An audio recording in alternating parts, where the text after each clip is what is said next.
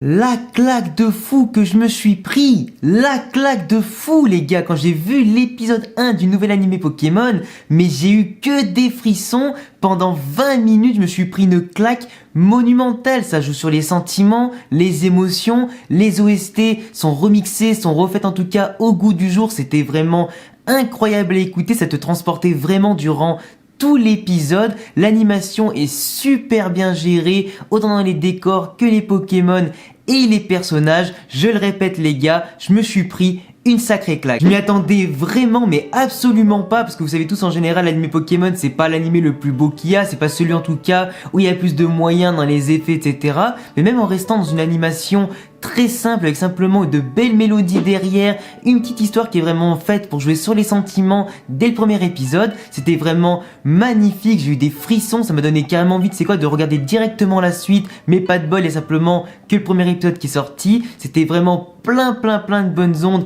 de vibrations, etc, de tout ce que tu veux, c'était vraiment magique à voir. Certains diront que j'en fais trop, mais les amis, croyez-moi, quand vous allez voir l'épisode, que ce soit en VO comme moi, parce que du coup j'ai pas attendu la version sous-titrée français pour le regarder tellement j'étais impatient justement de découvrir ça, mais quand vous verrez du coup soit la VO en sous-titré français, vous comprendrez en tout cas de quoi je veux parler. Donc les amis, comme vous l'avez compris dans cette vidéo, on va analyser et parler ensemble du coup en faisant une mini review de l'épisode 1 du tout nouvel animé Pokémon de la 8ème génération. On va suivre ensemble les aventures de Sacha et de Go à partir de maintenant toutes les semaines, donc tous les dimanches ou tous les lundis du coup sur la chaîne. Du coup si tu ne veux pas rater mes reviews et mes analyses, abonne-toi, coche la cloche et bien sûr laisse un gros pouce bleu, et on commence la vidéo bien sûr sur un nouveau générique.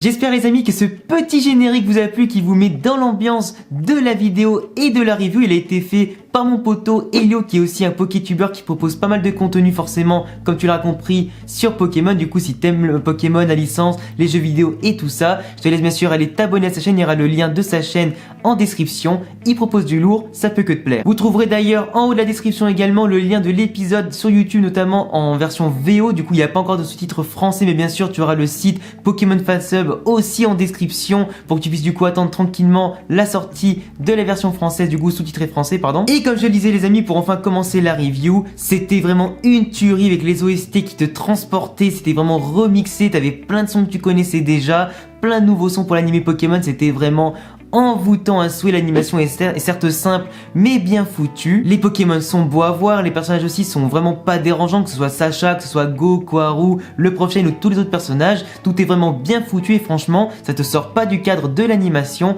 et c'est vraiment stylé. Pour ma part et selon mes goûts personnels, parce que chacun forcément a des goûts différents en matière d'animation, de musique et d'art en général, pour moi en tout cas c'est largement mieux que ce qu'on avait à l'époque dans Pokémon Soleil et Lune, et pour moi en tout cas ça commence bien. En un épisode les amis, pour analyser vraiment point par point, je vais pas faire une review qui va tout vous résumer etc, vu que vous avez normalement déjà vu l'épisode en voyant ma vidéo. On va simplement analyser point par point et on va commencer par parler de Pichu, ou plutôt de Pikachu. On a un épisode qui revient sur les origines de Pikachu, sur son passé, comment il a grandi depuis en tout cas son étape quand il était un petit Pichu qui se balade tranquillement dans la nature. Il se balade donc forcément, un petit Pichu c'est tout petit, c'est tout mignon, c'est tout joyeux, on dirait une petite peluche que tu as envie d'adopter pardon, de câliner en tout cas, ou pire de jouer avec lui. C'est en tout cas un petit Pichu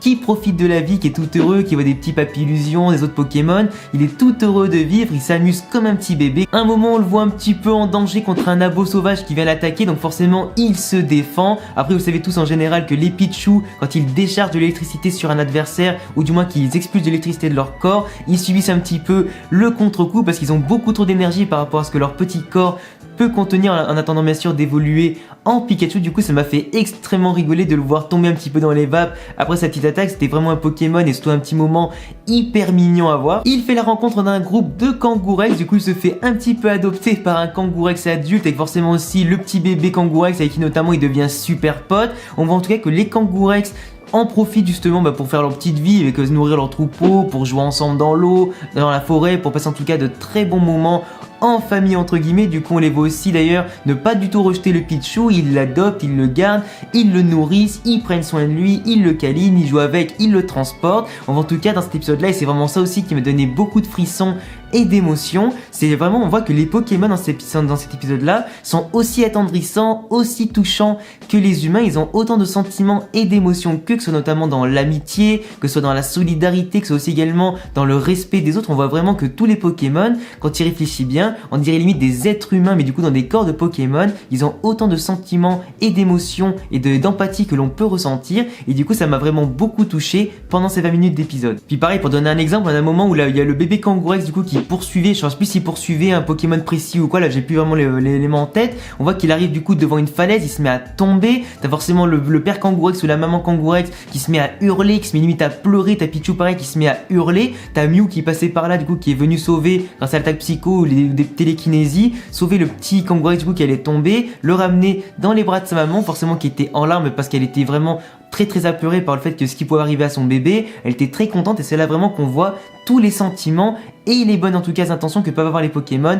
envers leurs congénères. Il y a des liens hyper forts qui peuvent se créer entre les Pokémon et vraiment entre les OST qui passent derrière et les petits crins en tout cas qui sont bien faits, etc. T'as vraiment l'impression d'être avec eux ou t'as envie d'être avec eux tellement ils ont un sentiment qui est vraiment très fort et qui arrive à te toucher toi en tant que spectateur. Et d'ailleurs les amis, le moment où j'ai vrillé, où j'ai eu trop d'émotions, c'est quand du coup on voit à la fin de l'épisode quasiment le petit Pichu qui est transporté jusqu'à la grotte des Kangourex. On voit qu'il en a un petit peu marre, qu'il a envie de se barrer. Il est retenu au dernier moment par Kangourex qui le remet dans la poche, qui est d'ailleurs très fatigué. Donc on voit quand même que Pichu il est attendri parce qu'il voit qu'ils sont quand même très fatigués, etc. Parce que la meuf, le maman Kangourex, elle était debout toute la journée, elle les a transportés, elle a eu beaucoup d'émotions qui l'a un petit peu bouleversé. Ils arrivent la nuit du coup dans la grotte, tout le monde est en train de dormir. T'as Pichu qui en profite pour se faire la malle en tout cas, donc il les regarde une dernière fois, il a les larmes aux yeux, il pleure, il est triste de les laisser là, mais il sait très bien qu'en tant que Pichu, il n'a rien à faire dans un troupeau de Kangourex, il doit forcément aussi grandir par lui-même, faire sa propre expérience, découvrir le monde et bien sûr fonder sa propre famille avec d'autres Pikachu, Pichu, etc.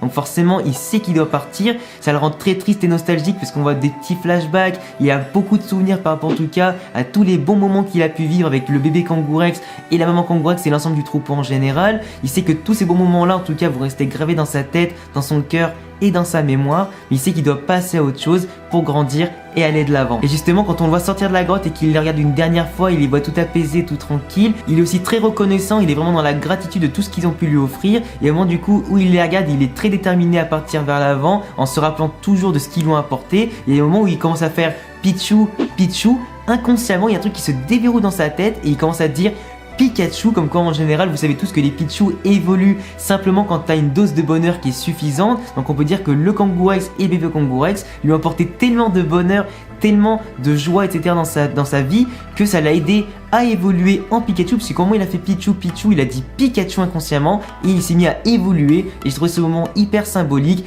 hyper beau et franchement j'ai frissonné encore une fois. Tu le vois très surpris de son apparence, il est en tout cas très content de voir ce qu'il a pu devenir en évoluant et comprend pas forcément au début ce qui a pu lui arriver. Il se regarde dans la flaque d'eau, il est hyper surpris aussi très content, du coup après il se met à partir en étant très sûr de ce qu'il est devenu et je trouve ça hyper cool de voir que le petit Pichu a grandi et que maintenant il est prêt à vivre sa vie. Pour parler maintenant les amis de Sacha qui est quand même le héros de l'animé Pokémon, alors on le voit totalement changer avec un design qui est plus enfantin, plus jeune, plus lisse. Moi personnellement ça me dérange absolument pas, je préfère largement ce design là qu'il avait avant dans l'animé Pokémon Soleil et Lune. On le voit ensuite débouler tranquillement depuis son lit devant sa maman avec du coup une affiche du professeur Chen avec plein de petits Pokémon, de gros Pokémon. On devine facilement par rapport ensuite à la suite de l'épisode que le prochain a organisé une sorte d'expédition, de colonie de vacances ou plus ou moins de sortie scolaire entre guillemets avec tous les autres enfants du village ou qui viennent peut-être des quatre coins de la région pour justement aller rencontrer les Pokémon dans l'état sauvage, pour rencontrer justement l'écosystème des Pokémon et en apprendre plus directement sur le terrain et en apprendre le plus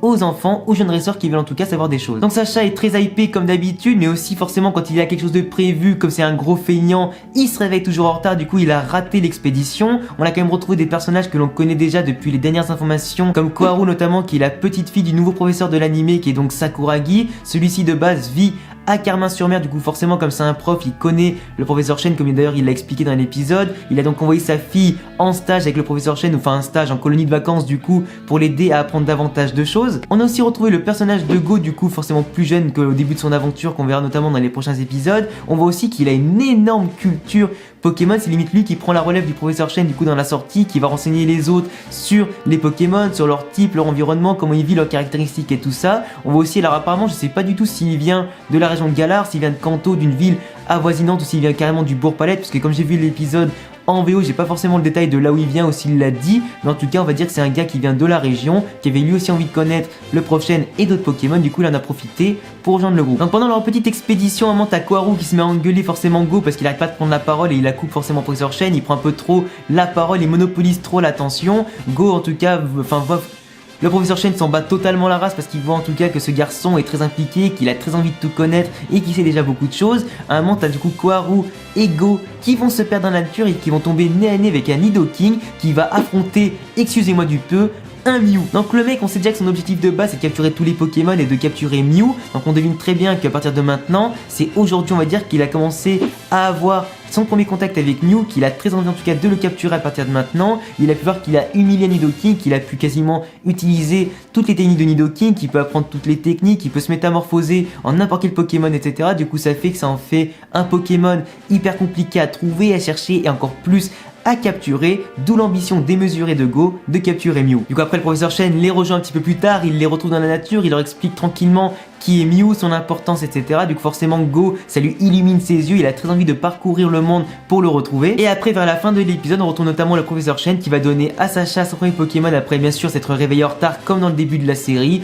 Il arrive dans son pyjama vert et jaune devant la Pokéball de Pikachu. Du coup qu'on voit ensuite à la première personne directement, du coup il voit Sacha arriver, qui le prend dans ses bras, qui le chute un petit peu trop, du coup qui l'électrocute après ça. Donc forcément on voit le début de l'aventure et ensuite bien sûr maintenant que Sacha a récupéré Pikachu, vous connaissez la suite. Et franchement les amis, on a eu droit à un premier épisode vraiment incroyable, c'était des frissons, de l'émotion, les sentiments vers les Pokémon entre eux, les sentiments notamment qu'on a pu avoir avec la découverte de nos personnages à nous, tout ce qui va se dérouler à partir de maintenant les amis, ça va être exceptionnel. Je compte sur vous pour suivre cette belle aventure avec moi en vous abonnant, en me laissant du coup un gros pouce bleu, en cochant la cloche pour ne pas rater les prochaines reviews analyses. J'attendrai bien sûr tous vos retours sur ma review, sur l'épisode quand vous l'aurez vu notamment, vous pourrez tout me dire en commentaire. Est-ce que vous êtes aussi hypé que moi? J'attends en tout cas d'avoir tous vos retours. Vous pouvez aussi me suivre sur Instagram, sur Twitter et sous Twitch, il y a tous les liens en description les amis. Je suis vraiment hyper heureux de proposer les reviews de l'animé Pokémon UIG. Je vous attends la semaine prochaine du moins pour toutes les autres vidéos que j'ai à sortir.